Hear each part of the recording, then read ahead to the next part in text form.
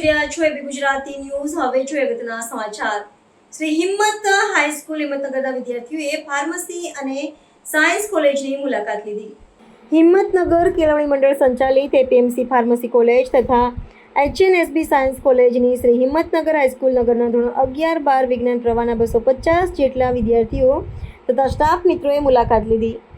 શાળાના આચાર્ય શ્રી સુરેશભાઈ પટેલના માર્ગદર્શન મુજબ આયોજન થયું। મંત્રી શ્રી જીતુભાઈ પટેલે કોલેજમાં હાજર રહી પ્રોત્સાહન પૂરું પાડ્યું। ફાર્મસી અને સાયન્સ કોલેજના પ્રિન્સિપાલ તથા સ્ટાફ મિત્રોએ ખૂબ સારો સાથ સહકાર આપ્યો।